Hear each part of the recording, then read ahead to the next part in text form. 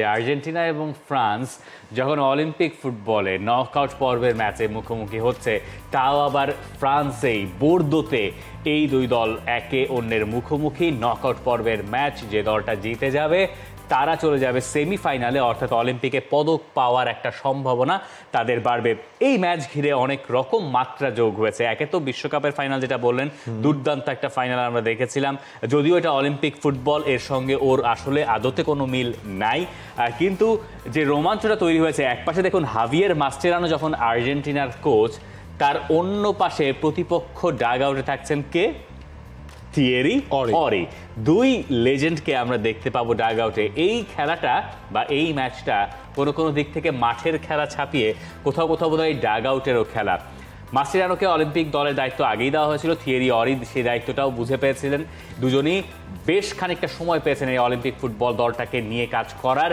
ফ্রান্সের জন্য অলিম্পিক ফুটবলে ভালো করাটা প্রয়োজন, এই কারণে তারা স্বাগতিক। আর আর্জেন্টিনা বা ব্রাজিল তারা সবসময় অলিম্পিক ফুটবলকে একটা প্রায়োরিটি দিয়ে এসছে। এই দুই দলে সিনিয়র ফুটবলারদের কথা যদি আপনি হিসাব করেন তিনজন করে, তাহলে আর্জেন্টিনার ফুটবলারদের এক্সপেরিয়েন্সটা অনেক বেশি। সঠিক প্যাড আর সঠিক তথ্য দিয়ে কেশু সামলে নিব এক হয়ে।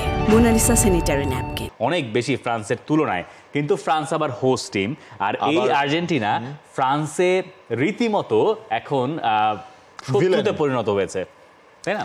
দেখেন, আপনি এবারের অলিম্পিকটাও যদি হিসেব করেন, ফ্রান্স কিন্তু 7টা গোল এখন পর্যন্ত দিয়েছে। আর্জেন্টিনা যে গ্রুপ রানার্স আপ হলো, এটার পেছনে কারণটা কিন্তু তারা ওই প্রথম ম্যাচে যে মরক্কোর সাথে হারলো, সেটার কারণে কিন্তু এই আর্লি স্টেজ অর্থাৎ কোয়ার্টার ফাইনালে এই দুইটা বড় দলকে দেখা হচ্ছে। দেখেন, এইবার যখন আর্জেন্টিনা কোপা আমেরিকা জিতলো, বিতর্কগুলো কখন থেকে শুরু? ওই ওয়ার্ল্ড কাপের পর, যেটা আমরা শুরু করছিলাম, ওয়ার্ল্ড কাপের পর কিলিয়ান এমবাপ্পেকে নিয়ে নানা ধরনের কথা হচ্ছিল যে ফ্রান্সের এই দলটার মধ্যে বাইরের ফুটবলাররা বেশি, এসব নিয়ে গানও আর্জেন্টিনা বানিয়েছিল। এরপর সেম জিনিসটা যখন এবার কোপা আমেরিকা জেতার পরও আর্জেন্টিনা তাদের সেলিব্রেশনের সময় করেছে, তখন কিন্তু সেটা নিয়ে ফ্রান্স একদম তাদের প্রতিবাদটা জানিয়েছে। আর্জেন্টিনা এবং ফ্রান্সের বৈরিতার শুরুটা হয়েছে ওয়ার্ল্ড কাপের ওই ফাইনাল থেকে।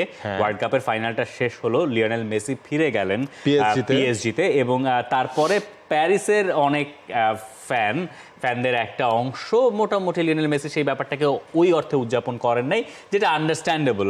আপনি আপনার দেশের লোক হয়ে থাকলে, আপনার দেশ যে ফাইনালে হেরে গেছে, যিনি হারিয়েছেন তাকে নিয়ে আপনার উন্মাদনা কমই থাকার কথা, সেটা বোঝা যায়। কিন্তু মেসি যখন পিএসজি ছেড়ে গেলেন, এরপরও বোধহয় একটা দলের ভেতরে একটু ক্ষোভ বা এরকম কিছু কাজ করছিল কিনা, এরকম অনেকে বলেন।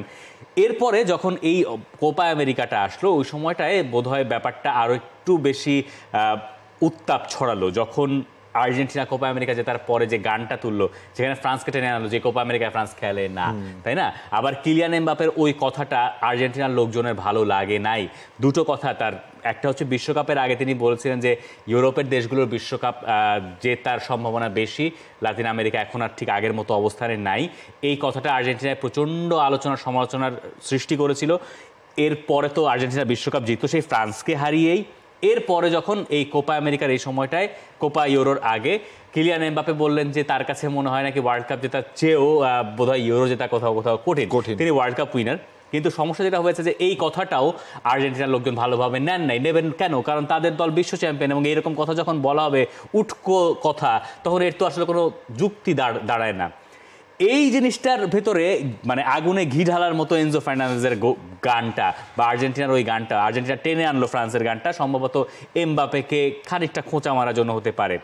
আর্জেন্টিনা যখন অলিম্পিকে খেলতে গেল, প্রথম ম্যাচে মরক্কোর সঙ্গে তারা মরক্কোর সাথে হারলো, এবং দর্শকদের দিক থেকে তাদের দিকে পানির বোতল, তারপর যা পেয়েছে তাই ছুঁড়ে মারা হলো, এবং প্রচন্ড পরিমাণ কি বলে এটাকে, কি বলে, নৈরাজ্য বলবো কি, ধরেন এক রোশানলের মধ্যে পড়েছে, ঠিক আছে, রোশানলের মধ্যে পড়েছে। এরপর তো আর্জেন্টিনা যে দুটা ম্যাচ জিতলো, ফাইন, তারা উঠেছে, কিন্তু জিনিসটা কি হবে, ফ্রান্সের মাটিতেই খেলা, অর্থাৎ আর্জেন্টিনাকে কিন্তু পুরা স্টেডিয়ামের এগেইনস্টে খেলতে হবে। এবং আর্জেন্টিনা ফ্রান্সে যেখানেই খেলেছে মোটামুটি তাদের প্রতিপক্ষ সমর্থকেরা অনেক বেশি ভোকাল মনে হয়েছে।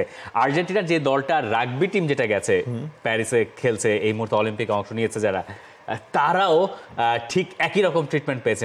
আর্জেন্টিনার ওই জার্সি পরে নামাটাই এখন প্যারিসে একটা ঝামেলার কারণ হয়ে দাঁড়িয়েছে। ফ্রান্সের ক্যাপ্টেন মাতেতা, তিনি আসলে এই ম্যাচের উত্তাপ নিয়ে যেটা বলছেন যে ফ্রান্সের যারা আছেন তারা সেই ঘটনাটা ভোলেন নাই, তাতে তারা সবাই আক্রান্ত হয়েছেন। তাই এবার তারা দেখবেন কোয়ার্টার ফাইনালে কি হয়, অর্থাৎ একটা হুমকি কিন্তু দিয়ে রেখেছেন, মাঠের হুমকি অবভিয়াসলি, ফ্রান্স অলিম্পিক টিমের ক্যাপ্টেন মাতেতা। এছাড়াও কোয়ার্টার ফাইনালের যেই বাকি ম্যাচগুলো রয়েছে সেখানে কে কার মুখোমুখি হচ্ছে সেটাও যদি আমরা একটু দেখে নেই, সেখানে অলরেডি মরক্কো তারা খেলবে ইউএস এর এগেইনস্টে, জাপান স্পেনের ম্যাচ রয়েছে, মিশর প্যারাগুয়ের ম্যাচ রয়েছে এবং ফ্রান্স আর্জেন্টিনা, সবচেয়ে high voltage match France versus 3 আগস্ট রাত, মানে যেটা খুব সহজ করে যদি বলি আমরা, যে শুক্রবার রাতে, একদম সহজ কথা, শুক্রবার রাত 1টায় আর্জেন্টিনা এবং ফ্রান্সের অলিম্পিকের এই ম্যাচটা। অলিম্পিকে এবার বোধহয় স্পেনও বেশ ভালো করছে এবং তারাও ফেভারিট। মেয়েদের ফুটবলেও আমরা যদি এক নজরে দেখে নিই যে কোয়ার্টার ফাইনালের লাইন আপটা কি দাঁড়ালো, কানাডা এত রকম ঝামেলার ভেতরেও থ্রু করে গেছে, তাই না?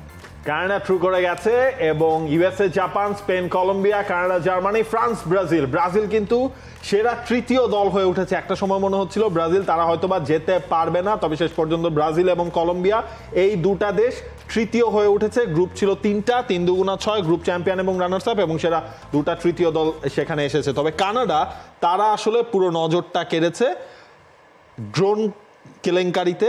তাদের 6 পয়েন্ট কাটা হলো গ্রুপ স্টেজে 3 ম্যাচে 3টাই তারা জিতলো এবং কলম্বিয়াকে হারিয়ে, মানে এটা একটা অবিশ্বাস্য। উইমেন্স ফুটবলে একটু মনে করিয়ে দিতে চাই যে এখানে কিন্তু কোনো বয়সের বাধা ধরা নিয়ম নাই, ন্যাশনাল টিমটাই সেখানে খেলতে পারে। ব্রাজিলের মার্তা, যিনি স্পেনের বিপক্ষে রেড কার্ড দেখেছেন, এটা তার শেষ অলিম্পিক। দেখা যাক ফ্রান্স যখন একপাশে ছেলেদের গেমসে আর্জেন্টিনার প্রতিপক্ষ, মেয়েদের ফুটবলে ব্রাজিলের প্রতিপক্ষ। তার For more updates, subscribe to our YouTube channel and click on the bell icon.